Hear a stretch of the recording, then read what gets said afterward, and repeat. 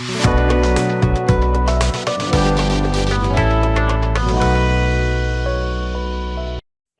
crois que c'est un bon moment pour commencer.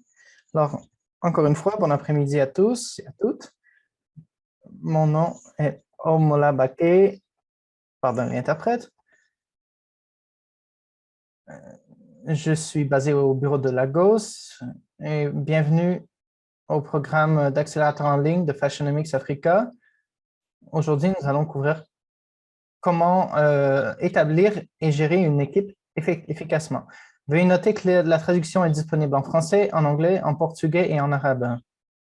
Nous vous demandons de rechercher l'icône d'interprétation rond au bas de l'écran pour sélectionner la langue de votre choix. Aujourd'hui, la session durera 1h30 suivie par une question de questions et réponses. À la fin de la session, veuillez nous partager dans le chat ce que vous cherchez à retirer de la session. Avant de commencer, voici quelques règles à suivre. Veuillez allumer votre caméra si possible. Utilisez le chat pour poser des questions. Levez la main si vous voulez dire quelque chose. Ce qui est discuté ici reste ici. Fermez votre microphone à moins de vouloir parler. Laissez la place aux autres pour donner leur une chance de participer. Assurez-vous que votre nom sur Zoom soit le même que votre nom à l'inscription afin qu'on puisse prendre les présences correctement. La présence pourrait être prise à n'importe quel moment dans la session. Donc, assurez-vous encore une fois que votre nom corresponde sur Zoom à celui de votre inscription pour que vous ne soyez pas marqué absent ou absente. Alors, laissez-moi vous présenter nos facilitatrices pour aujourd'hui. On a pardonnez-moi. Donc, elle s'occupe de la structure organisationnelle et de l'engagement des employés. Et donc, ils produisent des nourritures et des musiques personnalisées. Ensuite, notre prochaine facilitatrice est une entreprise créative et une influenceur de mode. Elle a étudié à l'Université internationale des États-Unis. Donc, alumni en 2020 pour une organisation de mode. Elle est une créatrice de la série de soutien social en mode. Bon, pardonnez l'interprète. Souhaitons la bienvenue à Connie Aloche. Après la session d'1h30, nous aurons un autre 30 minutes pour parler de la plateforme Moodle, pour la plateforme où on partage le contenu pour vous permettre d'avoir accès à cette plateforme.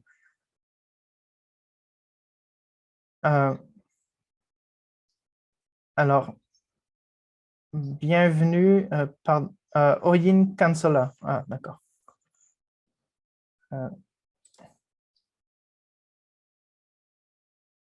Veuillez activer votre microphone, Oyin Kansola, s'il vous plaît. Ah, très bien. Désolé pour ça. Merci pour les présentations et bienvenue à cette session. Merci à tous de nous rejoindre. Je vais parler des principes de base de la construction d'une équipe. Et si vous avez des questions en cours de route, veuillez nous les mettre dans le chat pour que je puisse répondre à la fin de la session. Alors, je vais parler d'un point de vue des ressources humaines. Alors, ça va être une conversation en 5 parties.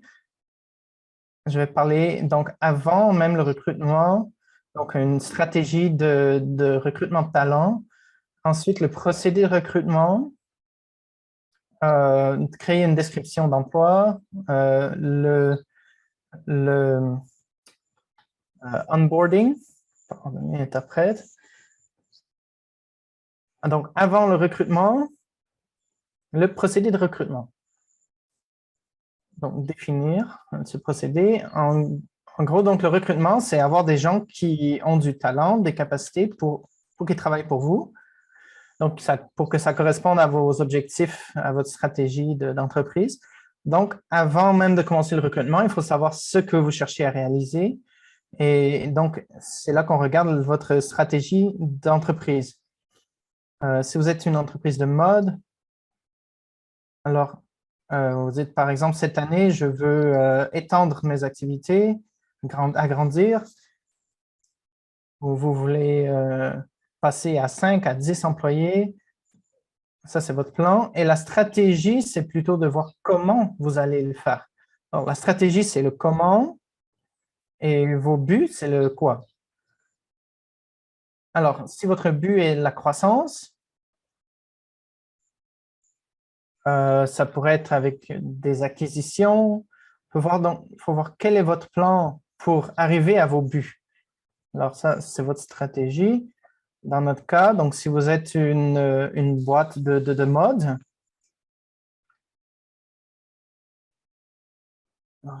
peut-être si, euh, si une entreprise, par exemple, s'il y a des acquisitions que vous pouvez faire pour étendre vos activités, donc c'est votre stratégie. Qu'est-ce que vous voulez faire et comment vous allez y arriver?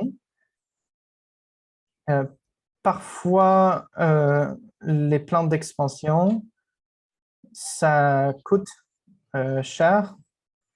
Donc, ensuite, on veut définir la culture de votre compagnie. Euh, donc, par exemple, quand vous entrez dans une compagnie, vous pouvez tout de suite, parfois vous pouvez tout de suite dire, il y a une certaine aura, vous pouvez dire, ah, cette compagnie, c'est vraiment bien, je veux en faire partie, on se sent bien ici. Donc, euh, alors, la culture d'une organisation, c'est la personnalité d'une entreprise. Et alors, il faut définir quelle serait votre culture. Voulez-vous que les gens arrivent dans votre entreprise ou dans votre magasin, dans votre boutique, et que vos vendeurs soient très bien mis et très polis? Ou est-ce que vous voulez qu'ils soient juste souriants, drôles et moins formels, donc avec vos clients? Alors, quel type de culture voulez-vous pour votre établissement? Donc, savoir votre stratégie et votre culture d'entreprise, ça guide votre procédé de recrutement en entier. Donc, ensuite, on passe à l'analyse d'un emploi. Alors, si vous avez planifié d'étendre vos activités dans les prochaines 5 ans, qu'est-ce que vous, par exemple, qu'est-ce que vous pouvez accomplir dans les 6 prochains mois, la prochaine année? Et donc, ça prend une analyse d'emploi. Qu'est-ce que ça veut dire? C'est comprendre qu'est-ce que l'emploi est, quel est le but de cet emploi, quelles connaissances sont requises pour cet emploi. Alors, il faut créer. Donc, par exemple, si vous avez besoin d'une couturière, vous pensez à l'emploi et ensuite vous pensez à la personne. Alors, est-ce que cette personne devrait être un homme ou une femme? Je veux que cette personne puisse faire ci ou ceci ou cela. Alors, alors voici une explication rapide de ce qu'est une analyse d'emploi. Alors, on parle de la nature de l'emploi. Qu'est-ce que cet emploi? Qu'est-ce qui constitue cet emploi? Combien de personnes sont requises? Quelles sont quelle est la capacité de votre compagnie? Combien d'argent pouvez-vous faire en termes de profit? Donc, combien de gens, de combien de couturières avez-vous besoin? Et pour les qualifications, qu'est-ce que ces personnes doivent savoir? Est-ce que ces personnes doivent avoir un diplôme ou une licence ou un bac? Quelles sont est-ce qu'ils doivent avoir des qualifications financières, donc certains types d'accréditation internationale? Donc, même si c'est juste un petit emploi où vous n'avez que 3 ou 4 personnes, mais vous devez quand même parler de ce dont vous avez besoin. Ensuite, il y a également certainement une organisation, une structure organisationnelle. Donc, à qui cet employé va se référer, va parler. Ça peut être une structure horizontale, ça peut être une structure hiérarchique, dépendamment du type d'entreprise que vous avez et de votre stratégie. Donc, quelle sera la relation entre ce poste et l'organisation de votre entreprise? Par exemple, si vous avez un gérant qui a les choses bien en main, ou vous pouvez avoir euh, quelqu'un en charge d'un magasin, donc à qui ces personnes, donc, par exemple, cette personne fera appel au gérant du magasin ou au propriétaire. Ensuite aussi, il faut voir quelle sorte d'horaire vous avez besoin, un employé en semaine, en fin de semaine.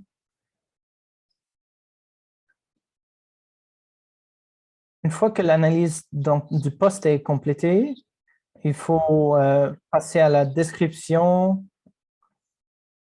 Il faut parler du recrutement, des salaires. Alors, parlons rapidement du procédé de recrutement. Alors, c'est essentiel de se préparer avant de faire quoi que ce soit d'autre.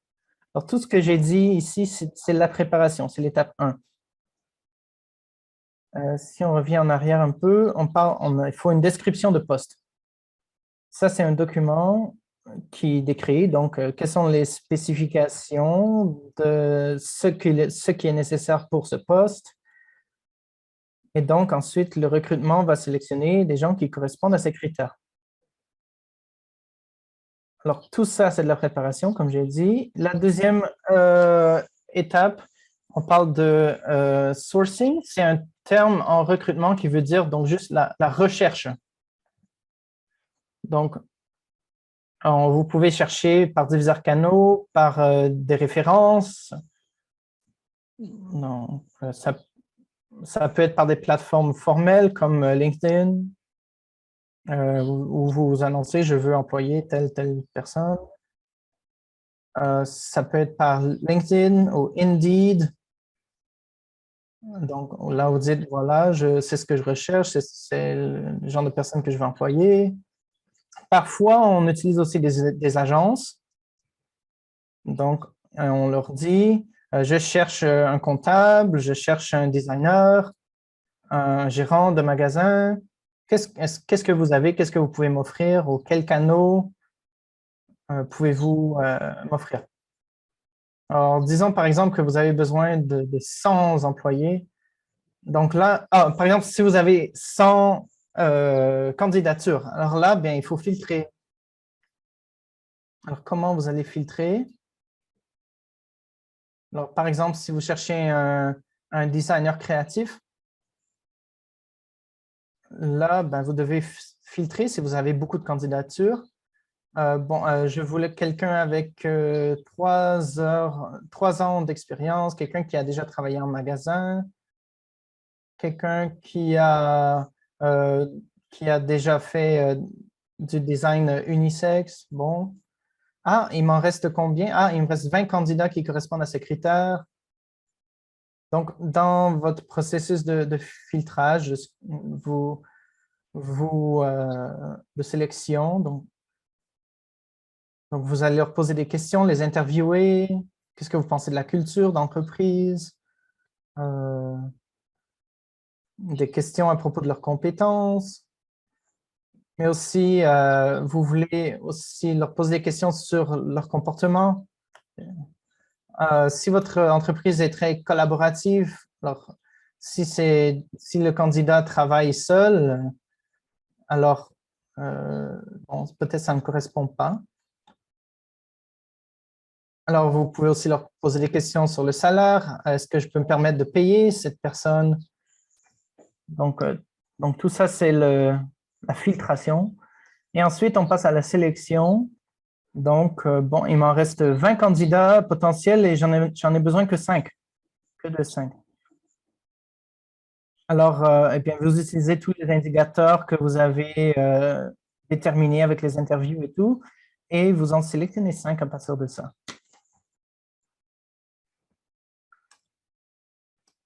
Euh, Pardonnez l'interprète, il y a beaucoup de sons parasites. Euh,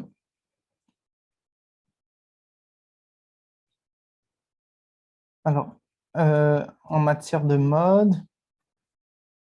c'est le saint graal de la construction d'équipes.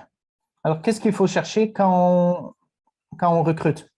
Alors, évidemment, les compétences techniques. Est-ce que cette personne peut faire le travail? On a besoin de ça. On- donc, voilà. Est-ce que cette personne a les compétences, euh, par exemple, est-ce que cette personne peut communiquer efficacement? Est-ce que cette personne peut communiquer avec des clients potentiels? Est-ce que le candidat a des bonnes capacités de négociation? Est-ce, euh, donc, que je peux confier des tâches d'achat à cette personne? Euh, il y a beaucoup de bruit parasite, encore une fois. Euh, En termes de qualification, qu'est-ce,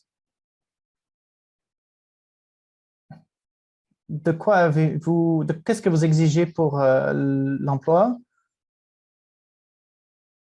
C'est essentiel de définir votre procédé de recrutement pour vous assurer que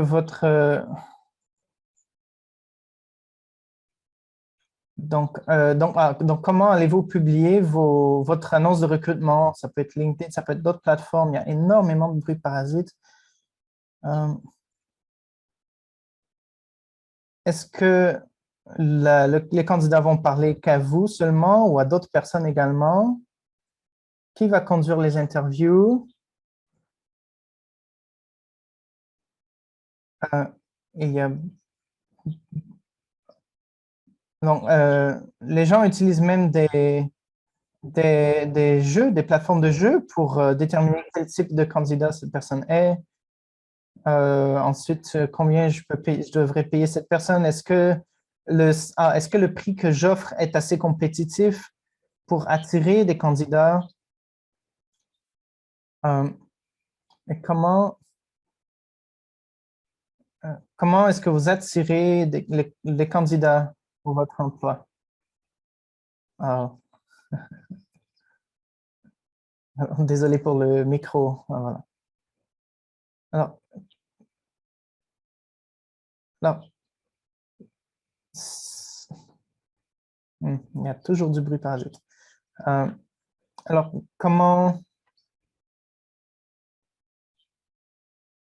alors, si j'ai besoin que cette personne, bon, l'interprète va que lire les points qui sont à l'écran parce que c'est impossible de traduire là.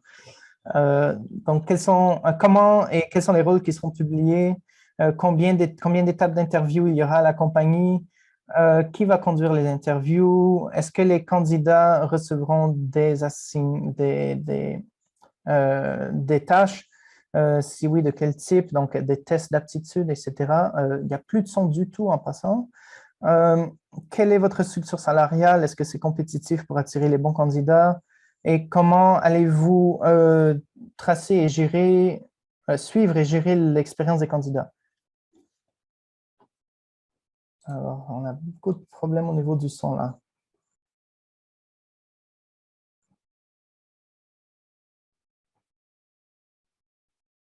Il semble que le micro de l'intervenante est déconnecté. Alors, je vais continuer où nous en étions. Alors, attirer les candidats et gérer l'expérience des candidats. Alors, ça veut dire comment faire le suivi de l'expérience des candidats.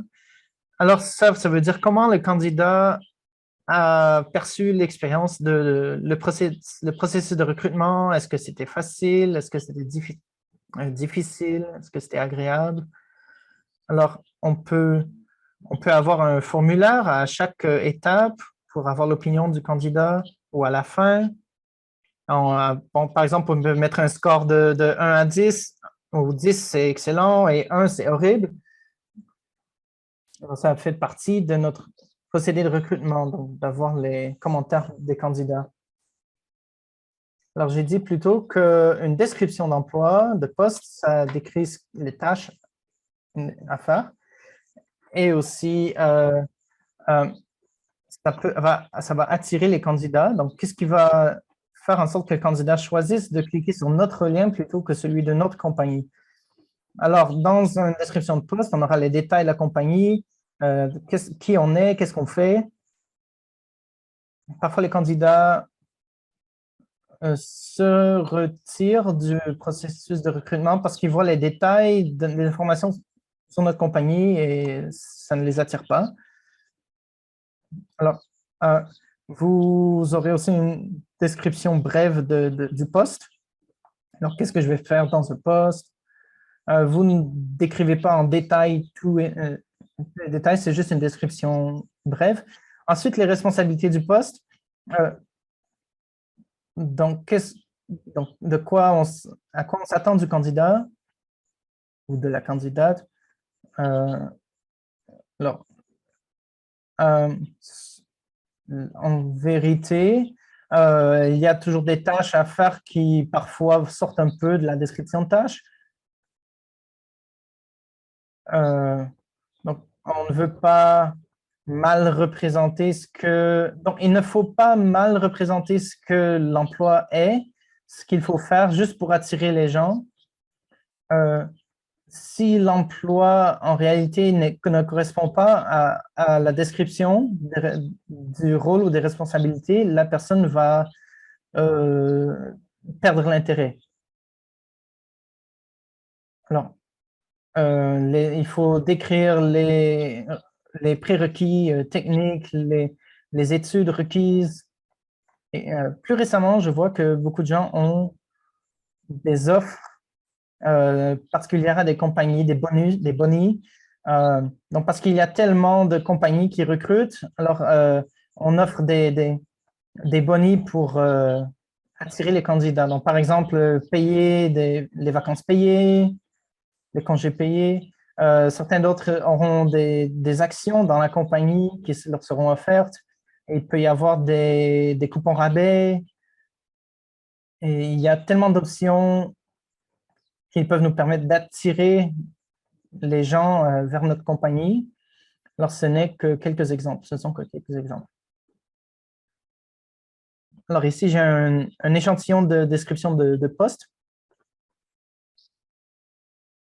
Donc, on a une description de poste pour un designer de mode. Alors, en haut, ça décrit le rôle. Si on y va vite, dans le résumé de l'emploi, très brièvement. Ensuite, les responsabilités. Alors, le designer de mode doit sélectionner des tissus et des coupes et doit développer collaborer avec un designer technique. Ensuite, des questions, qu'est-ce que je vais faire sur cet emploi? De quoi j'ai besoin? Alors, c'est juste un exemple rapide. Si vous allez sur Google et que vous cherchez description d'emploi, vous allez trouver beaucoup d'exemples. Souvent, ce qui arrive, c'est un gérant, une gérante qui crée la description d'un poste. Ensuite, continue. Donc, la session d'intégration. Donc, on a fait tout notre procédé. On a trouvé nos 5 meilleurs designers pour notre compagnie. Ensuite, qu'est-ce qu'on fait? Alors, le but de l'intégration, ou onboarding en anglais, c'est de leur permettre de s'intégrer dans la compagnie aussi facilement que possible. Ça se peut qu'ils n'aient pas été sur le marché du travail pendant un moment ou qu'ils changent de type d'emploi. Peut-être et s'ils arrivent et que personne n'était prêt, personne ne s'attendait à avoir du nouveau personnel, ben, ils auront l'impression qu'ils étaient mieux où ils étaient avant. Alors, pour vous en tant que compagnie, alors, il faut savoir comment vous, en tant que propriétaire ou gérante, comment vous allez transmettre toutes les informations essentielles à cette personne pour être capable de travailler dans votre compagnie. Parfois, c'est tout d'un coup, ou parfois, c'est une formation un petit peu à la fois. Ensuite, envoyez-leur un mail une semaine à l'avance pour leur laisser savoir que vous les attendez. Dites-leur, nous sommes prêts pour vous. Juste pour qu'ils n'aient pas l'impression que ils ont fait le procédé de recrutement et puis on les a oubliés. Donc, pour qu'ils sachent qu'on se prépare à leur arrivée. Ensuite, s'ils ont besoin d'un bureau, d'une machine, donc d'une table ou d'une machine, les outils, donc assurez-vous de leur procurer ces outils, des aiguilles, peu importe ce que c'est dont ils auront besoin. On veut s'assurer de bien planifier pour eux, pour que quand ils arrivent, ils ne se sentent pas, pour qu'ils se sentent les bienvenus à leur arrivée.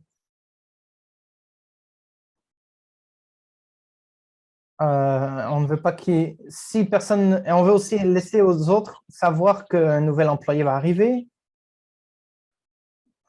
Ensuite, on parle de KPI, donc indicateurs ou des IPC, des indicateurs de performance clés. Donc ça aussi, c'est important pour que les gens sachent donc quelle est leur description de tâche, mais aussi sur quoi on va calculer leur performance, qu'est-ce qu'on s'attend d'eux en termes de performance. Donc ça, c'est les KPI, indicateurs de performance clés. On veut que ça soit vraiment clair pour eux. Et ensuite, on désigne quelqu'un qui sera responsable de les former, de leur montrer les bases. Quelqu'un qui pourra les aider s'ils ont besoin de direction, de guidance, de soutien. Parce qu'évidemment, ils ne connaissent pas les rouages de la compagnie encore.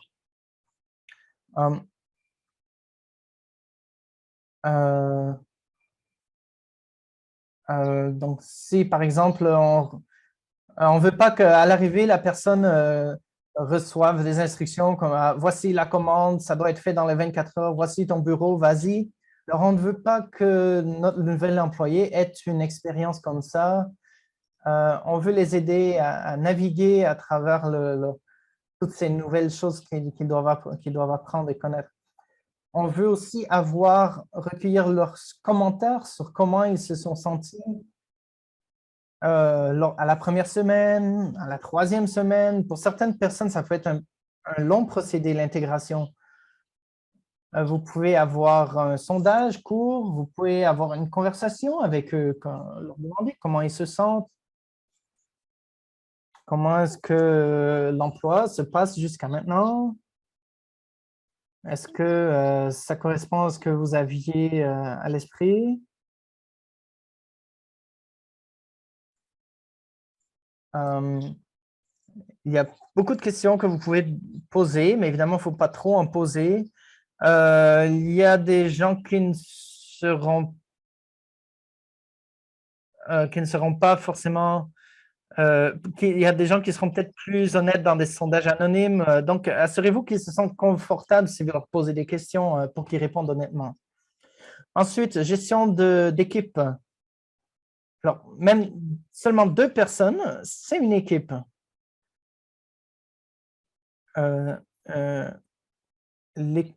équipe, c'est une roue, un rouage qui fait tourner. Donc, on peut avoir l'équipe de design, l'équipe technique. Donc, peu importe le type d'équipe, vous voulez bien gérer vos équipes.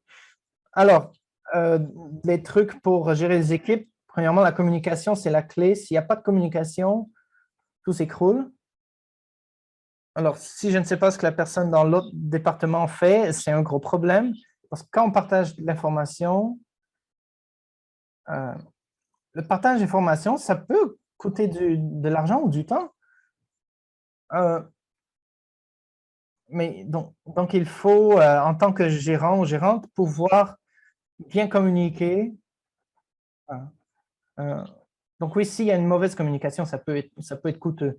Euh, et donc, on veut s'assurer que les canaux de communication sont clairs, que dans la hiérarchie, chaque personne communique avec les personnes qui sont sous leurs ordres.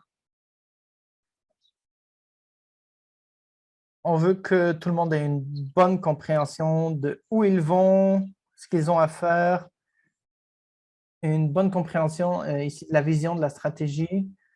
Donc, il faut expliquer à tous ceux qui ont une responsabilité au sein d'une équipe, leur expliquer où on va, qu'est-ce qu'on s'attend d'eux, quelles sont les conséquences de leur rôle, de leur travail. Donc, si tu ne fais pas bien ton travail, voici les conséquences qui en découleront pour que tout le monde bien comprenne bien. Euh, il faut être persistant dans la communication. Et il faut avoir un équilibre aussi avec ce qu'on appelle l'intelligence émotionnelle. Si quelqu'un n'a pas bien fait son travail,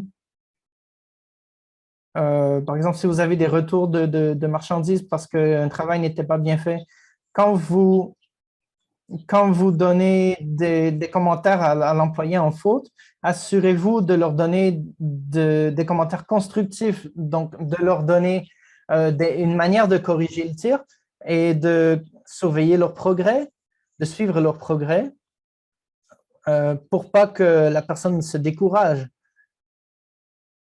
Donc, on peut leur expliquer qu'est-ce qu'il faut faire différemment. Ou peut-être que vous-même, en tant que gérant ou gérante, il y a quelque chose que vous devriez faire différemment.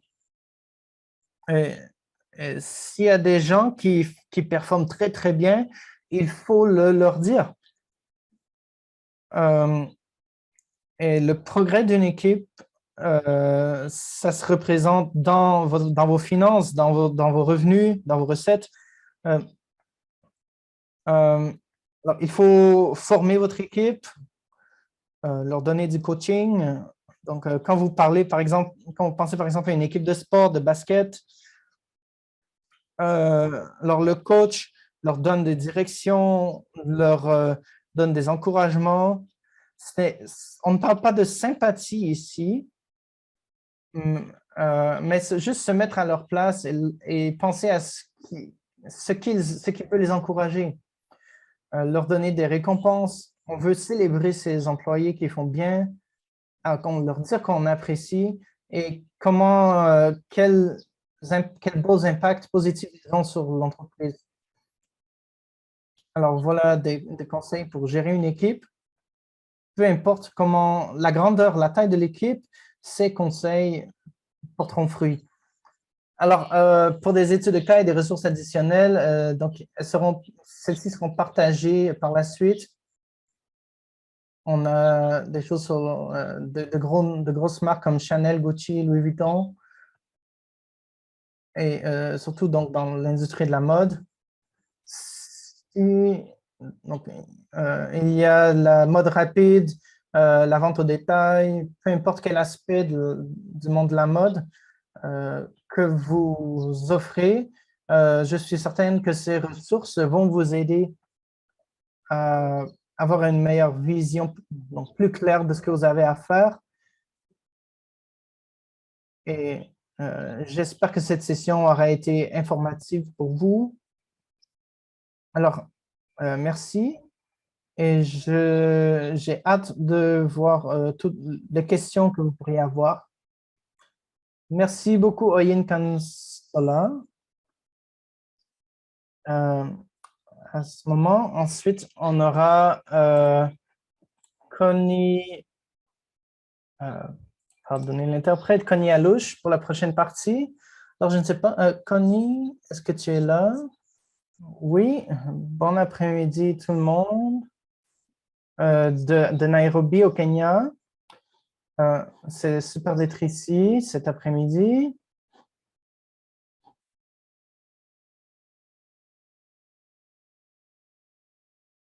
Et aujourd'hui, je vais parler de comment créer et gérer une équipe efficacement.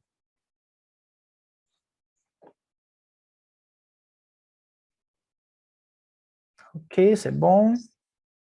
Alors, euh, donc on a introduit, on a présenté un peu plus tôt les produits sur lesquels j'ai travaillé. Je suis une entrepreneur en stylisme. Pardonne l'interprète, ça va très vite. Alors, on fait beaucoup de makeover, donc de changement d'apparence pour donc transformation d'apparence pour nos clients. Donc, celle-ci, c'est une avocate.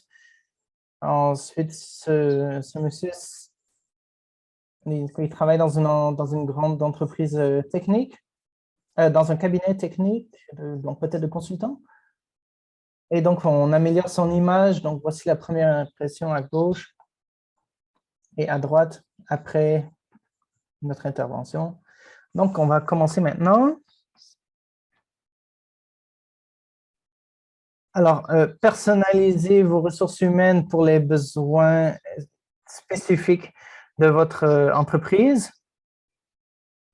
Alors, pour ceux qui ont une entreprise dans la mode, je sais que la plupart d'entre vous ici, vous êtes des entrepreneurs en mode ou en création. Alors, on a parlé de problèmes de ressources humaines. Alors, le recrutement, c'est très important. La politique interne. Et on va parler de tout ça. Donc, il vous faut avoir une stratégie de recrutement qui corresponde à vos buts. Si vous voulez recruter, par exemple, un designer, un assistant designer, vous devez savoir donc quel niveau d'éducation il leur faut, quels sont les diplômes, les rôles que vous avez eus avant. Donc, pour pouvoir recruter un designer assistant. Euh, les références sont aussi très importantes. Quand vous demandez des références, donc avec qui ils ont travaillé, est-ce qu'il y a des traces de ce que ces personnes ont travaillé ailleurs? Assurez-vous bien d'avoir ça pour être sûr que vous recrutez bien les bonnes personnes. Euh, L'industrie de la mode, c'est une industrie très pratique. Donc, on se concentre sur la production, les ventes, le marketing, le design. Alors, demandez toujours pour des portfolios, donc des exemples.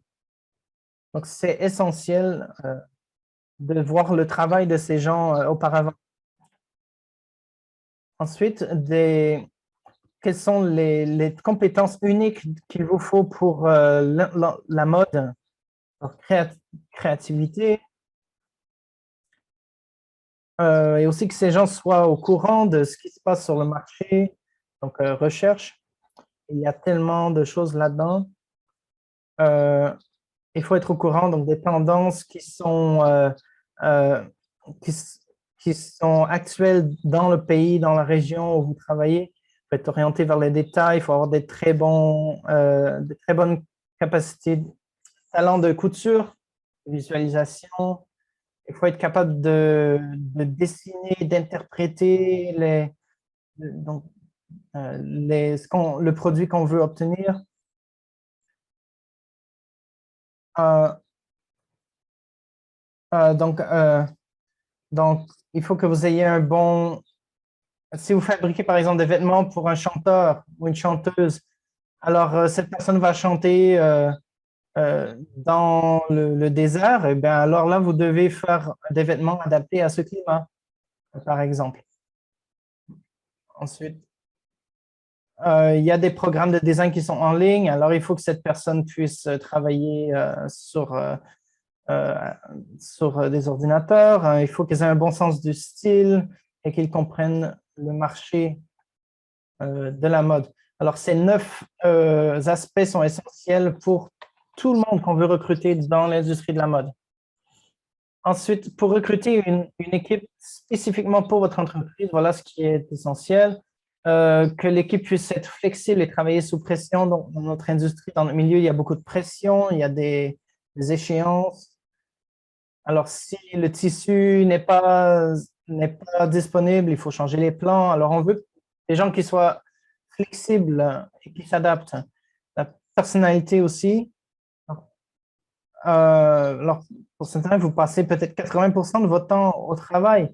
Alors, vous voulez être sûr que les gens avec qui que vous côtoyez à journée longue soient positifs. On ne veut pas des gens qui racontent des ragots. On n'a pas le temps on n'a pas le temps pour ça. Ensuite, on parle de talent et d'unicité.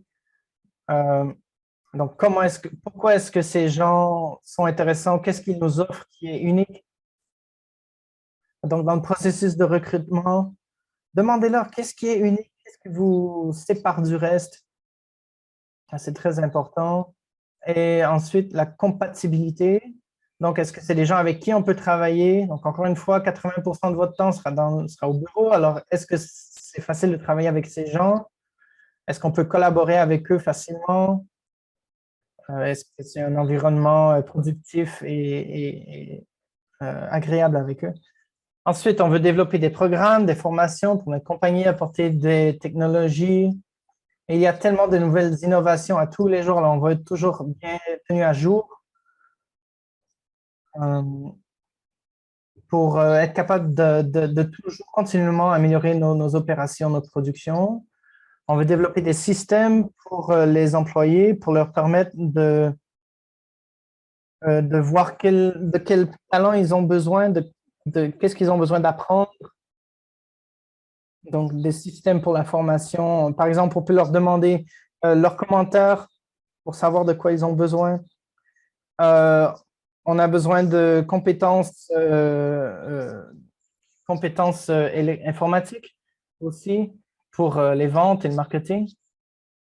Ensuite, la politique de compensation, de rémunération, on veut que ça soit compétitif. On veut aussi qu'il y ait un système de récompense, d'encouragement basé sur la performance, comme des bonus. Donc, par exemple, on leur donne leur salaire et à la fin de l'année, on peut ajouter un bonus pour montrer qu'on apprécie le travail de l'équipe. Dans plusieurs cas, j'ai partagé à certains de mes amis qui travaillent dans le design et au lieu d'aller avec au lieu de faire par exemple un gros dîner de Noël et tout avec leurs employés, eh bien plutôt ils offrent un bonus en argent. Donc, souvent, les gens préfèrent avoir un bonus en argent plutôt une grosse fête ou quoi que ce soit. Euh,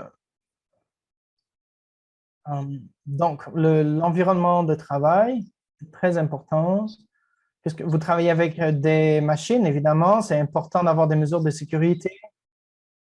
Assurez-vous que les gens soient bien formés, qu'il y ait des gens formés en premiers soins, qu'il y ait que les règles soient bien affichées.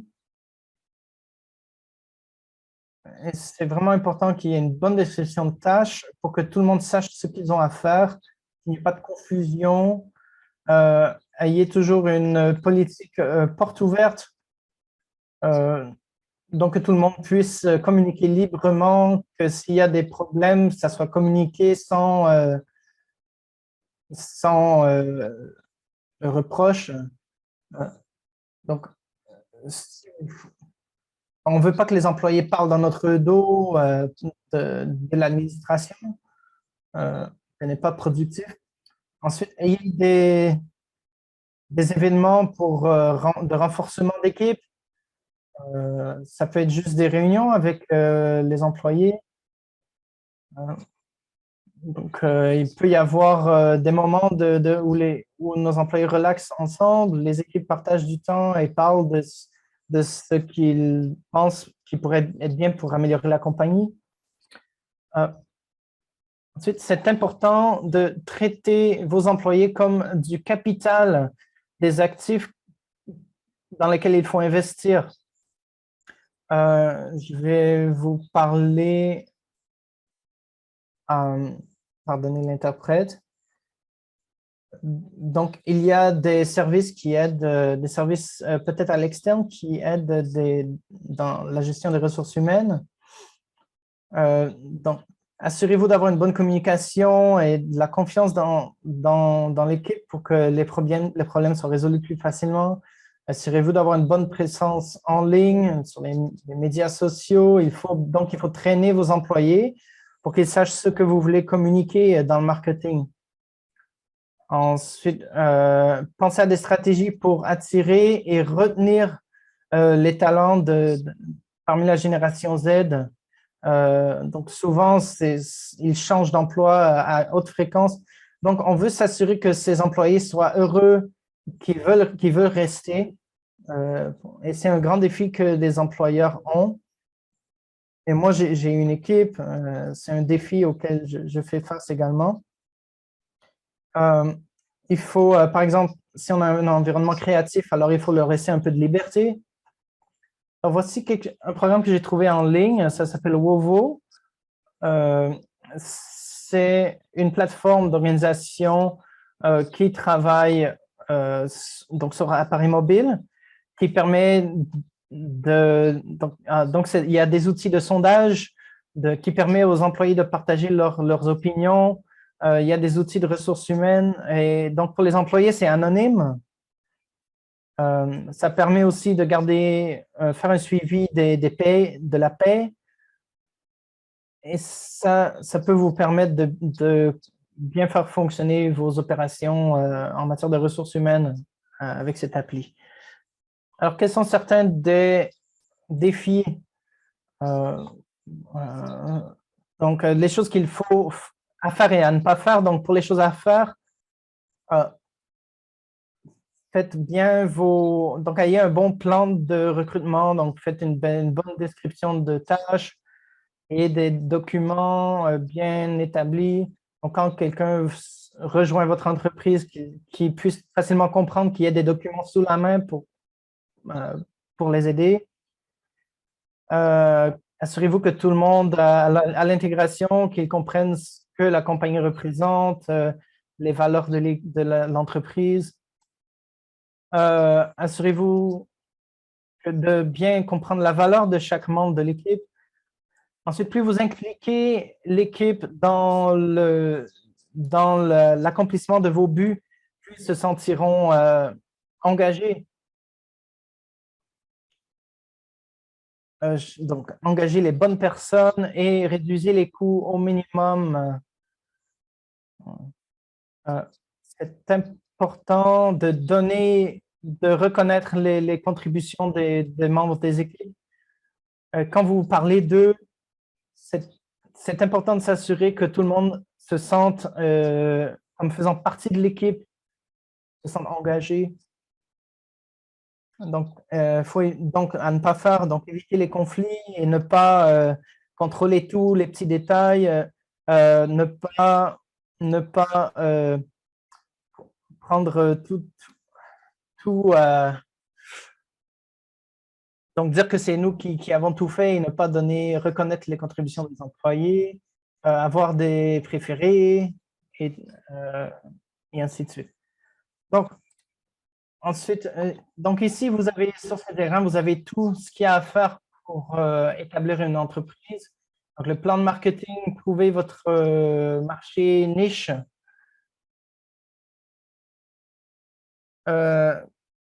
Donc, les prix, fixer les prix, trouver vos fournisseurs, faire le marketing, distribuer les produits. Donc, ça, c'est une feuille de route que j'ai créée qui vont vous aider pour bien démarrer votre entreprise. Donc, d'après vous, donc vous pouvez me dire dans le chat si d'après vous, il y a une étape qui manque. Donc, le marketing, trouver votre marché cible, enregistrer votre entreprise, créer vos produits et avoir des fournisseurs, faire une stratégie de marketing, distribuer vos produits. Alors, si vous voyez quoi que ce soit qui manque sur cette feuille de route, vous pouvez nous l'écrire et on peut en discuter à la fin. Pardonnez l'interprète, ça va très vite. Euh, donc, quels sont les rôles majeurs dans une compagnie de mode? On a les designers, les faiseurs de patrons, les tailleurs, euh, gérants de contrôle qualité, comptable ou officier aux finances. Euh, euh, puis, en charge des médias sociaux, une personne en charge des médias sociaux, assistant administratif, directeur en marketing, gérant aux ventes, gestionnaire d'inventaire et quelqu'un qui s'occupe de l'aspect visuel des marchandises et ressources humaines et aspect légal, hein. Donc, donc, donc, souvent dans une entreprise, une personne fera plusieurs rôles, peut-être deux rôles, et donc ça permet de réduire les coûts. Ensuite, euh, cette vidéo parle un peu plus de comment créer une entreprise de mode. Alors, laissez-moi partager directement à partir de YouTube pour que tout le monde puisse bien voir.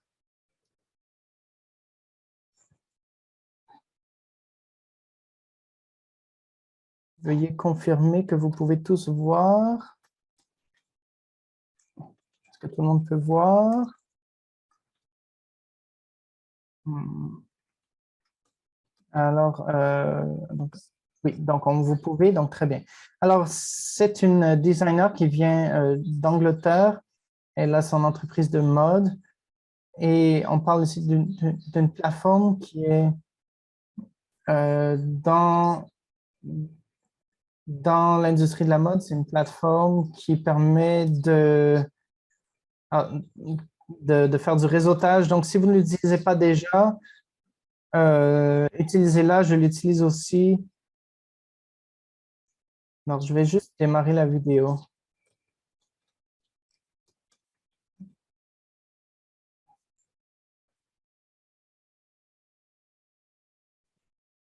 Alors, j'ai été en Thaïlande, je procure des soies de Hong Kong. Euh, donc, j'ai travaillé avec des coupeurs de patrons pour m'aider. Euh, alors, on se promenait de magasin à l'autre. Le son n'est pas très bon là. Alors, euh, je ne suis pas très confiante par nature. Ah, pardon. Alors, je crois qu'elle a cette élégance. Euh, Pardonnez l'interprète. Alors, sa mode est basée sur les saisons. L'interprète n'entend pas très bien là. Alors, cette collection est une collection de produits en cachemire. Je crois que c'est une chose essentielle à faire pour pour une petite entreprise au départ de, de pouvoir faire une petite collection bien définie et de trouver un point de vente. Alors, moi, j'aide les boutiques à avoir une bonne relation avec leurs acheteurs. Donc, on veut les considérer comme des partenaires et ne pas les abandonner jusqu'à la prochaine saison. Donc, je peux avoir des bons commentaires de la part de mes clients aussi. Une des choses les plus difficiles, c'est la production, prioriser la production. Ça prend beaucoup plus de temps au début. Euh, donc bien les traiter comme des partenaires de notre entreprise, qu'ils fassent partie de notre progression. Je crois qu'il y a une progression naturelle dans une entreprise et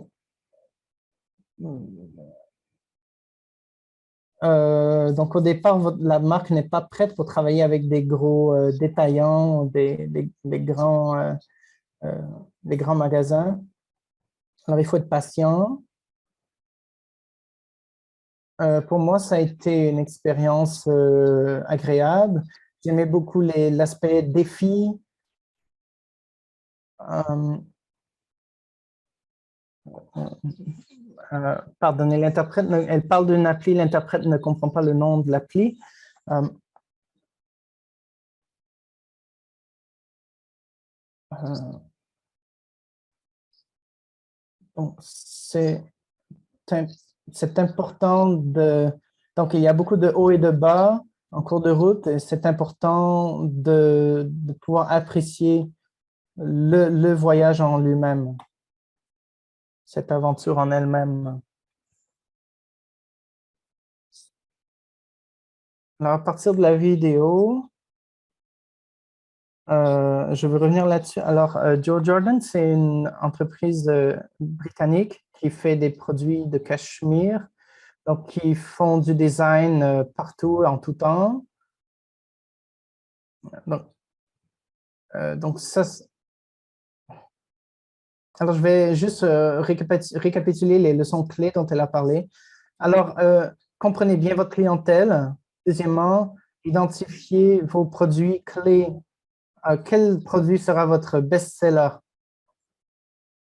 Et ensuite, vous pourrez savoir quand vous produisez un tel produit pendant 5 saisons, ce produit va toujours vendre.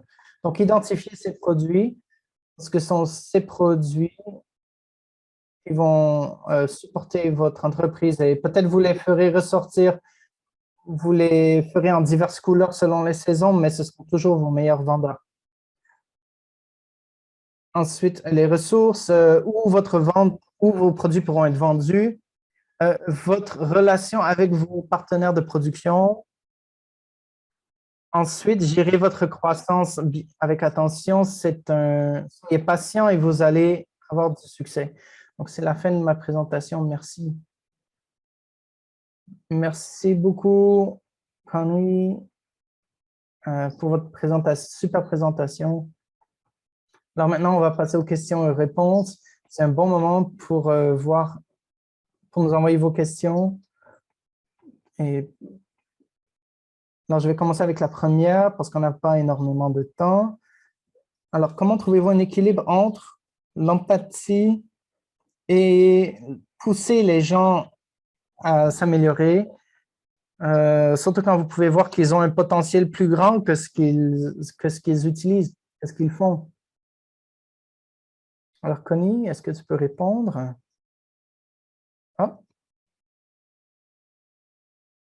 Ah, pardon, Cancela. Peux-tu activer ta vidéo pour qu'on te voit? Ah, pouvez-vous me voir maintenant? Pardonnez, pouvez-vous répéter la question? Alors, la question, c'était... Juste un instant, s'il vous plaît. Ah oui. Donc, comment trouvez-vous l'équilibre entre pousser les gens à croître et les encourager? Surtout si vous voyez qu'ils n'utilisent pas leur plein potentiel. Alors, comme j'ai dit, l'empathie, ce n'est pas de la sympathie, c'est juste une capacité de comprendre les sentiments de l'autre personne. Alors, vous pouvez pousser quelqu'un à faire plus, tout en ayant de l'empathie. Ça peut être dans la structure de travail, par exemple. Ça peut être dans les tâches que vous leur attribuez. Et ça commence avec la communication. Vous devez avoir une bonne compréhension. Euh, il faut qu'ils sachent ce que vous attendez d'eux. Donc, c'est un des aspects de l'empathie, la communication. Comment cette personne peut comprendre de ce que vous pensez. Alors, peut-être qu'ils n'ont pas la capacité pour faire ce que vous voulez. Alors, peut-être qu'ils pensent qu'ils ne sont pas capables. Alors, en tant que gestionnaire, vous pouvez leur dire, ben, tu peux le faire, voici comment. Alors, c'est surtout dans la communication. Vous pouvez aussi avoir des processus, des systèmes en place pour, pour séparer la progression en petits objectifs qui soient faciles à atteindre. Ensuite, comment gérer des... à quelle fréquence vous devriez avoir des réunions d'équipe? Alors, ça dépend vraiment de l'état de votre entreprise, de la distribution de votre entreprise. Est-ce que vous êtes tous au même endroit? Est-ce que vous êtes partout autour du monde? Euh, alors, moi, je dirais des meetings à chaque semaine. Ça vous permet de garder, de maintenir le pas. Euh, euh, pardon, l'interprète. Donc, ça vous permet de mettre tout le monde à jour, garder tout le monde sur la même page. Je dirais qu'une fois par semaine, c'est une bonne fréquence, à moins que vous ayez d'autres fréquences. Une fois qu'une personne a montré une équipe a montré qu'elle était fiable, ça peut être aux 2 semaines. J'ai vu une question dans le chat à laquelle je voudrais répondre. Ça vient de Hortense. Euh, alors, dans notre contexte local, pardonnez l'interprète, ça va très vite. Alors, vous devez bien comprendre votre client, que ce soit une marque occidentale ou une marque africaine. Il faut identifier vos best-sellers. Et ça, c'est la même chose que ce soit local ou international. Vos partenariats. Alors, si vous ne travaillez pas avec de grands détaillants, alors on parle aussi de vos fournisseurs, ceux qui fournissent les fermetures éclairs, les boutons. Il faut que vous les identifiez bien et à définir, par exemple, vos termes de crédit. Si vous faites un achat, vous avez combien de temps pour payer? Par exemple, pour Zoé Jordan, c'est un exemple de petite entreprise qui fonctionne bien à l'international. Alors, ce modèle qu'on vous a présenté fonctionne très bien pour les compagnies locales et internationales. Maintenant, je voudrais vous envoyer cette question. Quels sont les rôles clés pour une structure efficace, surtout pour une entreprise de mode? Alors, si on retourne à ma présentation, le design, la production, les outils de création. Donc, l'équipe de design, que ce soit vous, que vous ayez une assistante de design. Alors, ceux qui sont vraiment essentiels, c'est vos tailleurs, vos couturières. Ensuite, alors que vous ayez des freelancers qui vous fassent vos patrons. Donc, tous les intervenants qui s'occupent du design, de la production et des ventes, c'est essentiel. Bon, évidemment, même si vous avez des très bons produits, ça ne sert à rien s'il n'y a personne pour les vendre. On parlait aussi d'éducation. On a une question là-dessus. Comment est-ce que vous gérez des employés qui n'ont aucune éducation formelle? Alors, je sais que souvent dans l'entreprise, dans les entreprises de mode, il y a beaucoup de gens qui n'ont pas eu d'éducation formelle dans ce domaine. Alors, comment est-ce que vous gérez ça en tant qu'employeur? C'est une très bonne question. Alors,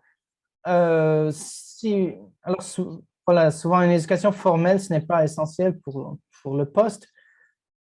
Donc il faut bien définir si, à la base, si vous n'exigez pas d'éducation formelle dans le domaine, alors il faut vous bien définir quelles sont les compétences requises. Alors, euh, par exemple, une personne qui n'a pas de formation euh, formelle, peut-être quels aspects quels aspects pourraient être plus problématiques pour eux. Vous devrez peut-être parler plus clairement, expliquer plus clairement à ces gens en termes, par exemple, d'échéance, de qualité requise. Alors, il faut simplifier les termes. Et parfois, vous devrez leur montrer, ah, voilà ce que je veux, c'est ce que vous avez à faire.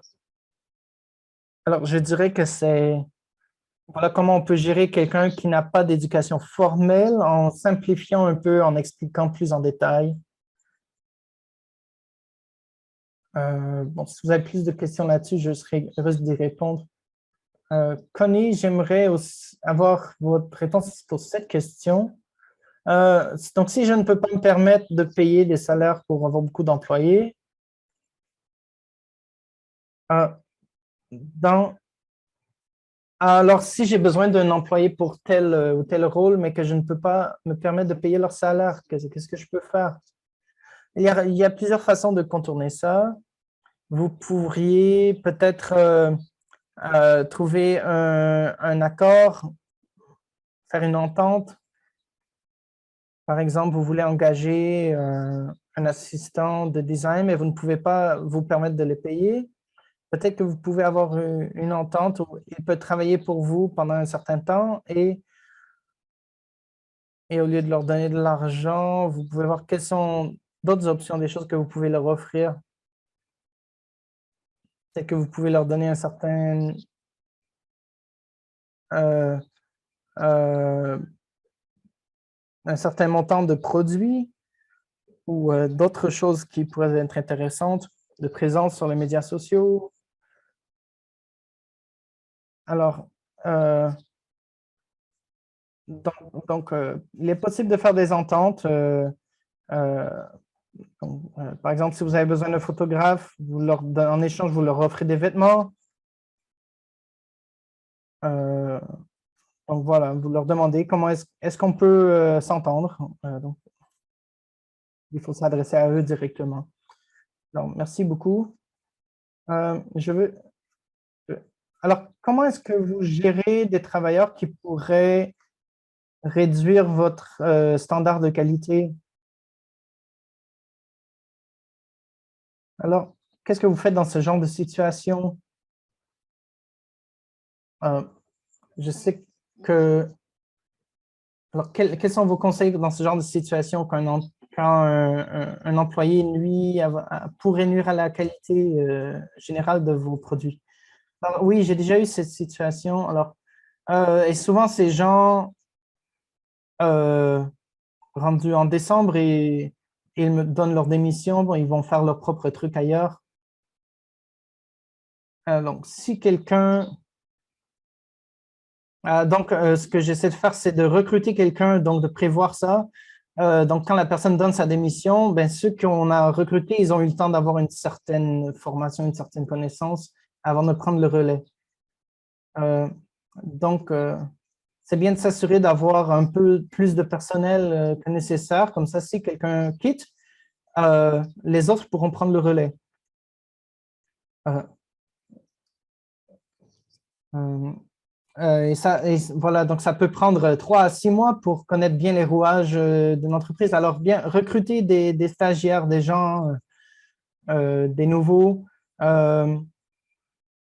Euh, bon, souvent, ces stagiaires travaillent gratuitement, mais dans ma compagnie, je les paye parce qu'ils travaillent pour moi. Je veux les traiter bien avec respect. Je veux qu'ils se sentent appréciés pour pouvoir les garder. Pour que quand ils terminent leur stage, qu'ils passent simplement en douceur à être des employés de chez nous. Alors, une autre question pour nous, en Afrique, quelles pourraient être des récompenses réalistes pour les employés? Alors, pour les petites entreprises, oui. Alors, pour les petites entreprises, quelles sont les façons de récompenser les efforts des employés? Euh, donc, de bonnes récompenses. Alors, parfois, il faut leur demander. Alors, est-ce qu'une entreprise peut se permettre de payer quelque chose comme comme un déjeuner ou donc leur donner une présence, par exemple, sur les médias sociaux, en plus de ce qu'on utilise pour le marketing. Donc, ça n'a pas besoin d'être quelque chose d'extraordinaire. Ça doit juste être quelque chose que l'employé, que votre employé va apprécier. Donc, voilà quelques idées que j'ai pour une petite entreprise. Par exemple, 10 employés ou moins. Euh, Évidemment, vous n'aurez pas les fonds nécessaires pour organiser une grosse excursion entre employés, mais des petites choses comme un déjeuner, par exemple, c'est des choses que vous pouvez faire pour récompenser vos employés. Alors, pour Connie, si tu as quelque chose, oui, donc j'aimerais dire ce qu'on fait dans ma compagnie. Alors, parfois, nos employés travaillent le week-end et ensuite, ben, je leur offre donc ensuite, s'ils ont travaillé le week-end, je leur donne une journée de congé pendant la semaine en échange. Ce n'est pas énorme, mais ils aiment beaucoup. Ce n'est pas un avantage financier, mais ils apprécient d'avoir du temps libre. Et donc, une autre question pour Connie. Quand, quand vous n'avez pas, quand vous avez, par exemple, négligé de considérer tel ou tel aspect de votre entreprise, donc quel serait l'aspect prioritaire à considérer pour la structure d'entreprise? Alors, donc, pour mon entreprise, d'abord, j'ai créé les bases, les fondements des services qu'on offre, la formation. Donc, une fois que vous avez ces bases couvertes, bien maîtrisées, vous pouvez dire quelles sont les choses que vous voulez faire à l'interne ou à l'externe. Par exemple, si j'ai un comptable, alors, bah, je connais les bases de comptabilité, mais je préfère envoyer ma comptabilité à l'externe. Donc, peu, alors, ayez toujours des gabarits, des modèles de contrats. Si vous n'en avez pas, ben, envoyez ça à l'externe, à quelqu'un qui s'occupe de gérer vos contrats. Par exemple, si vous travaillez avec un avocat, ben, vous pouvez leur dire, bah, occupez-vous de mon contrat là et je vous donne des produits gratuits. Alors, il y a toujours un compromis, donc comment vous pouvez vous aider, vous entraider. Donc, vous voyez ce que vous pouvez faire gérer à l'externe, ce que vous pouvez vous permettre de payer. Donc, je vois dans le chat qu'il y a beaucoup de gens qui posent des questions.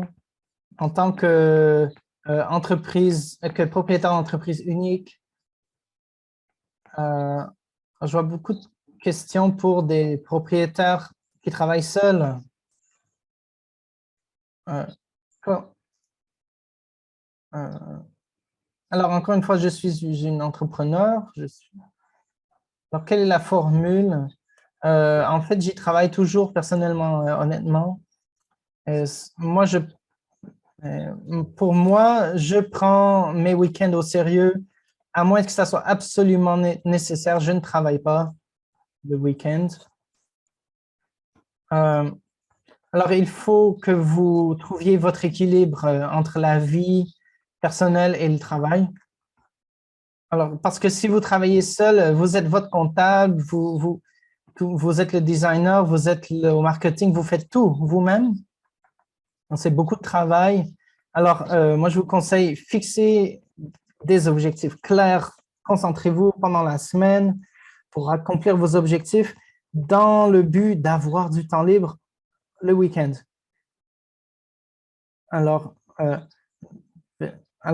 vous dites-vous, je vais travailler fort pendant la semaine, je vais accomplir mes buts et ensuite, je vais me reposer la fin de semaine. Alors, j'ai une question ici. J'ai quelqu'un donc qui a quitté mon entreprise après avoir appris tous mes trucs. Donc, dans cette situation, vous engagez quelqu'un, cette personne apprend tout de vous, à propos de votre entreprise, et ensuite, ils partent et créent leur propre entreprise et copient votre modèle. Alors, comment est-ce que vous pouvez gérer ce genre de situation? Alors, moi, je dirais, ben, ça arrive tout le temps. Honnêtement, ça arrive tout le temps. Il y a des gens qui partent et qui vont créer une entreprise similaire et moins chère. Alors, c'est arrivé à mon amie, imaginez comment elle s'est sentie. Si vous voulez poursuivre quelqu'un en cours, ben, faites-le, mais ça dépend du contexte. Nous, au Kenya, ça prend beaucoup de temps. Mais une fois que vous comprenez votre modèle d'affaires comme il faut, vous pouvez le réviser, parce que quelqu'un, par exemple, peut prendre vos idées, mais ils ne peuvent pas prendre vos compétences. Alors, c'est quelque chose de très important, de bien comprendre sur quoi votre entreprise se base. Alors, je vois, par exemple, qu'il y a des gens qui copient nos produits, mais ils ne savent pas comment ces produits ont été créés. Alors, c'est normal d'avoir des gens qui vous copient, mais une fois que vous avez une bonne stratégie bien établie, vous pouvez changer votre stratégie et continuer. Si vous avez du temps et de l'argent pour poursuivre quelqu'un en justice, c'est bon, allez-y. Alors, je sais que une experte en engagement des employés, je crois que c'est une bonne question. Alors, si une entreprise a une mauvaise culture de travail, comment est-ce que vous pouvez corriger cela? Une mauvaise culture d'entreprise. Donc, une mauvaise culture de travail, il faut retourner à la table à dessin. Donc, par exemple, si tout le monde arrive en retard, si tout le monde arrive à 11 heures, alors, en tant que propriétaire, il faut être clair, de bien définir quelle est la culture que l'on veut pour son entreprise. Alors, si les employés font l'opposé, ça veut dire que les politiques, les pratiques, les procédés ne sont pas les bons. Alors, il faut trouver ce que vous avez besoin pour encourager la bonne culture, mais il faut aussi des mesures punitives qui correspondent. Alors, premièrement, il faut communiquer. Laissez savoir à toute votre équipe que voilà voici ce qu'on veut accomplir, mais voici où nous en sommes en ce moment. Voilà, ça ne peut pas continuer comme ça. Voici ce qu'on doit faire. Donc, c'est aussi important. Euh, Donc, parfois, quand la culture va dans la mauvaise direction, c'est que les gens ne comprennent pas bien. Alors, c'est important d'avoir une bonne conversation. Mais vous êtes aussi un leader, euh, et donc vous devez prendre les rênes. Euh, et aussi, il faut donner un bon exemple parce que souvent, les gens vous imitent plutôt que simplement suivre vos ordres. Et c'est important de clarifier quelles sont les mesures punitives. Donc, si vous arrivez en retard, voici ce qui va arriver. Et souvent, ça se corrige avec une bonne conversation. Souvent, les gens disent, bah, j'arrive en retard parce que c'est pas grave et tout le monde le fait. Alors, mais il faut que si vous définissez, par exemple, des mesures punitives, que vous agissiez en conséquence réellement. Je ne sais pas si Connie est toujours avec nous. Peux-tu confirmer, s'il te plaît? Bon, alors continuons. Quelqu'un nous dit, le recrutement le plus difficile pour nous en tant que designer de mode, c'est le recrutement de tailleurs. Je note des contrats, mais les gens ne respectent pas les contrats. Alors, comment est-ce que je peux gérer cette situation? Alors, je sais, j'ai entendu plusieurs plaintes à propos de tailleurs. Alors, comment est-ce qu'on peut réagir à ce genre de situation? Alors, quand vous dites des contrats, donc, évidemment, l'industrie de la mode, c'est différent de toutes les autres industries parce que, euh, dans, Donc, donc, il faut avoir un contrat qui soit vraiment, pas un contrat moral, mais un contrat vraiment légal. Donc, si vous avez un contrat légal, bien, ça pousse l'employé à travailler honnêtement. Euh, Pardonnez l'interprète. Alors, est-ce que vous allez mettre des clauses dans le contrat si vous ne fournissez pas les produits à temps?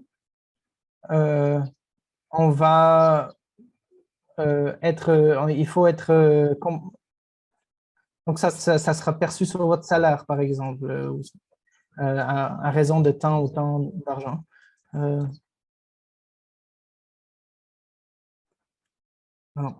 Pardonnez l'interprète.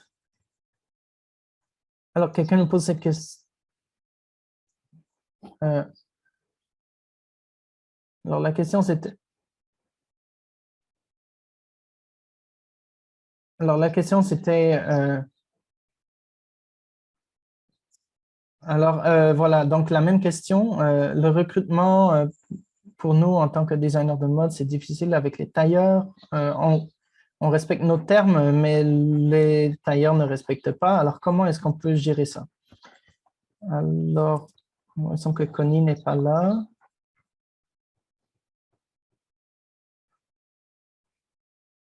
Alors, je crois que la connexion de Connie n'est pas bonne en ce moment. Alors, pour moi, pour ma part, je paie. Pardonnez-moi. Alors, oui, je peux t'entendre. Alors, oui, j'ai un problème d'Internet. Alors, soyez patient, s'il vous plaît. Alors, je crois que ce que tu me dis, c'est la question, c'était à propos de recruter des tailleurs, alors que donc nous respectons les termes de notre contrat, mais les tailleurs ne respectent pas. Alors, qu'est-ce qu'on peut faire? Alors oui, c'est un problème avec les tailleurs. Moi, je crois que il faut toujours avoir un plan de remplacement pour les tailleurs. Donc, d'en avoir 2 ou 3 de plus dans notre banque de données qu'on peut contacter. Donc, si notre tailleur ne travaille pas selon nos standards, nos normes, on aura quelqu'un qui pourra prendre le relais. Ou parfois, un tailleur s'en va pour une semaine et puis, au bout du compte, ils reviennent en 3 semaines. On ne sait pas où ils sont passés. Alors, c'est essentiel d'avoir des tailleurs à contacter sous la main. Donc, d'avoir des backups. Hop. Alors, récemment, j'ai recruté un tailleur. Ça fait à peine 2 semaines. Et jusqu'à maintenant, j'ai eu à payer pour ses déplacements. Et il me dit toujours que je n'ai pas d'argent pour aller au travail. Et je ne suis pas sûr si c'est normal ou si c'est une façon durable. Ah non, non, définitivement, c'est pas durable. Alors moi, je dirais, si vous avez d'autres tailleurs sous la main, laissez-les partir, passez au suivant, hein. Alors, Connie, merci beaucoup. Je crois qu'on va prendre une autre question avant de clore pour aujourd'hui. Alors, comment est-ce que vous gérez euh, la charge de travail si vous avez beaucoup sur votre affaire et que vous n'avez pas beaucoup de temps? Alors oui, je crois que ça parle plutôt de équilibre vie personnelle et travail. Alors, pardonnez, le son n'est pas clair. Alors, évidemment, il faut que, si vous n'avez pas beaucoup, alors, il faut que vous vous concentrez sur votre entreprise. Donc, si vous mettez 50% de vos efforts, ben, vous recevez en conséquence, si vous mettez tout 100% dans votre entreprise, ben, vous recevrez 100% en retour. Mais, donc, alors, l'effort que vous mettez, c'est ce que vous allez recevoir. Voilà, c'est mon conseil. Quelqu'un me pose une question par rapport à l'évaluation. Donc, comment est-ce qu'on peut évaluer la performance d'un employé? Alors, Normalement, on fait une révision de la performance des employés tous les 6 mois. Et on peut faire le suivi de la performance des employés. Et eux aussi, ils nous disent des commentaires, qu'est-ce qui est difficile pour eux ou de quoi ils ont besoin. Alors, faire un, alors, c'est important vraiment de faire un suivi régulier, avoir un système en place. Euh, si Alors, donc, de faire un suivi régulier pour identifier quelles sont les choses qui manquent, euh, voilà, pour y pallier. Alors, merci beaucoup. Ça a été une très bonne session. Merci tellement. On va envoyer l'information aux participants. On va avoir une autre session de 30 minutes pour parler des problèmes pour vous donner, permettre d'avoir un meilleur accès à la plateforme Moodle. Et c'est le temps de nous dire quels sont les problèmes, quelle a été votre expérience jusqu'à maintenant. Alors, avant de continuer, on va juste remercier nos facilitatrices. Alors maintenant, c'est un bon temps de nous adresser vos plaintes par rapport à la plateforme Moodle ou nous dire comment elle vous a aidé. Vous pouvez nous envoyer. Je sais qu'on a eu des commentaires sur le chatbox pour le groupe WhatsApp. Alors, veuillez nous envoyer un mail par email pour le groupe WhatsApp. Envoyez une demande par email à cchopenigeria.com. Alors, on a des commentaires. Je trouve que la plateforme Moodle est difficile à utiliser. Alors, je n'ai pas pu entrer le mot de passe clé.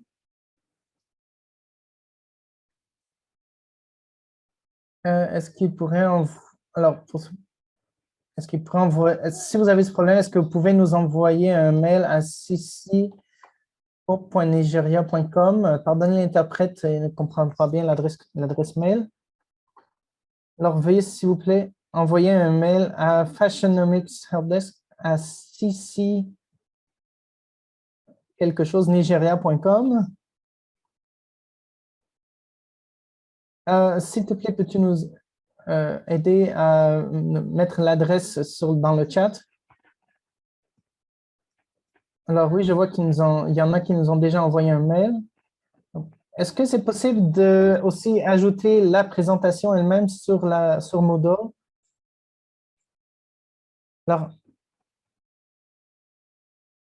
Alors, quand on vous aura mis les diapos sur Moodle, on vous le laissera savoir. Pour l'instant, vous n'aurez accès qu'à la vidéo, à l'enregistrement. Si vous avez des problèmes de mot de passe, je vous suggère d'envoyer un message à Fashionomics Help Bureau d'aide à cchopenigeria.com. cchubnigeria.com, pardon.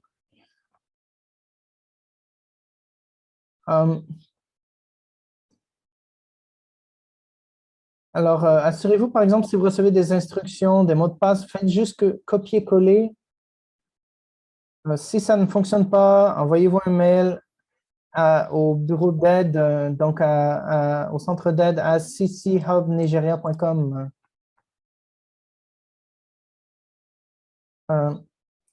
Pour le groupe WhatsApp aussi, envoyez-nous un mail et je vous répondrai avec le lien pour le groupe WhatsApp. Alors, le mail, c'est fashionomicshelpdesk@cchubnigeria.com.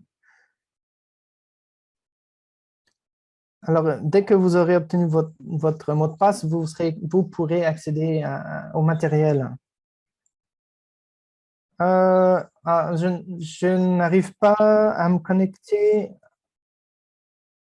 à mon compte. Alors, veuillez nous envoyer un mail nous expliquant le problème et on va pouvoir vous répondre, vous aider.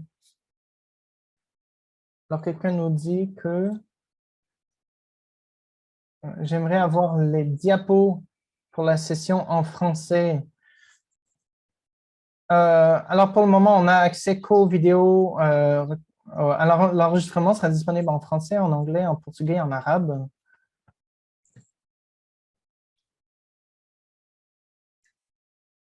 Alors, alors, vous nous dites que vous ne pouvez toujours pas accéder à la plateforme Moodle. Alors, si vous avez ce problème, envoyez-nous un mail et on va vous répondre. Merci. Alors, pour le groupe WhatsApp,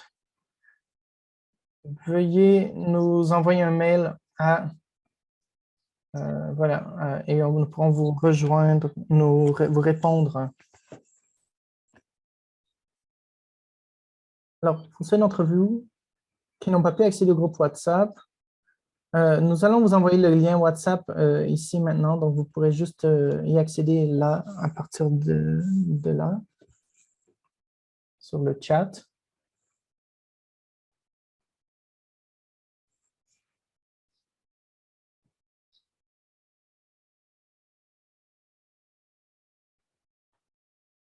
Alors,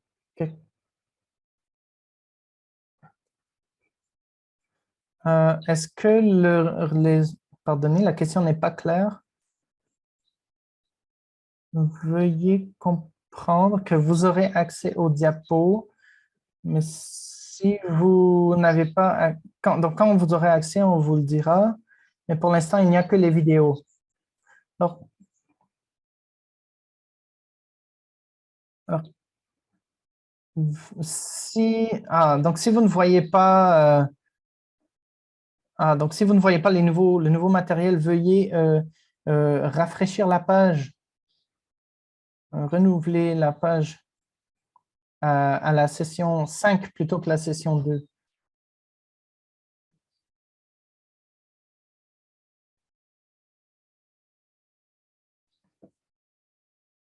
Alors, je ne crois pas que j'ai d'autres commentaires. Envoyez-nous des commentaires si vous avez d'autres questions. Rabia, vous nous dites que vous n'avez pas de vidéo ou de texte. Alors, si tu peux nous expliquer ta question, ça serait apprécié. Alors, ma collègue va nous mettre le lien du WhatsApp. Comme ça, vous pourrez rejoindre le groupe WhatsApp par vous-même. Alors, si on a répondu à cette question dans le chat, eh bien, vous n'aurez pas à nous envoyer de mail. Merci beaucoup. Pouvez-vous me partager l'information sur la communauté sur la plateforme Moodle? Pardon, je ne comprends pas la question. Pour ceux qui ont du mal à accéder à la plateforme Moodle, envoyez-nous simplement un mail et on va vous répondre. Alors, maintenant, vous pouvez... le lien sur le groupe WhatsApp est déjà sur le chat. Donc, cliquez sur le lien pour accéder au groupe WhatsApp. OK, vous ne savez pas où trouver les classes? Vous pouvez y accéder par les enregistrements précédents des sessions précédentes sur la plateforme Moodle. Alors, envoyez-nous un mail, je vais vous envoyer les instructions pour la plateforme Moodle pour que vous puissiez y accéder par vous-même.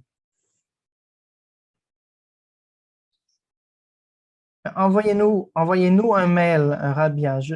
Envoyez-nous un email. Et on va y répondre. Merci. Alors, si vous avez des difficultés, des problèmes avec la confirmation, il y a certains participants qui nous ont dit qu'ils nous envoyaient des mails ou qu'ils essaient d'avoir accès à la plateforme et qui n'ont pas reçu de mail de confirmation. Alors, veuillez nous contacter et on va vous répondre. On va vous aider. Si c'est votre difficulté, alors contactez-nous à Fashionomics Helpdesk à cchubnigeria.com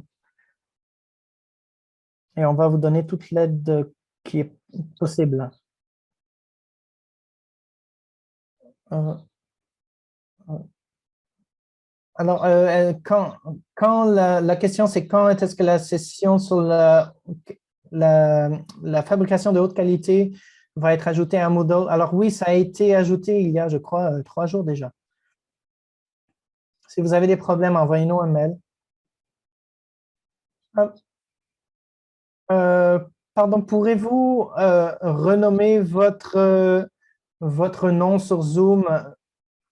Je vois iPhone. Alors, s'il vous plaît, renommez-vous pour mettre le nom euh, avec lequel vous vous êtes enregistré. Sinon, vous serez marqué absent.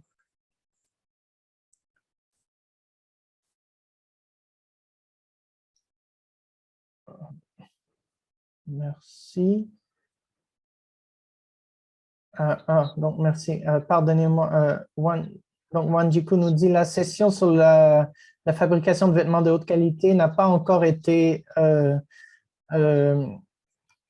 téléversée.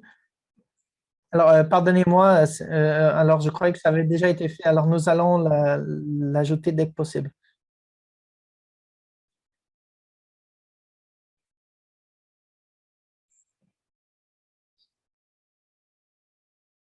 OK. Donc, comment est-ce que vous confirmez votre présence pour les sessions live?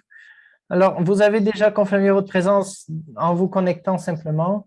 Alors, vous n'avez rien à faire, vous n'avez pas à vous inquiéter. On s'occupe de confirmer les présences. Si vous avez n'importe quel problème avec la plateforme Moodle, c'est le moment maintenant de nous le laisser savoir.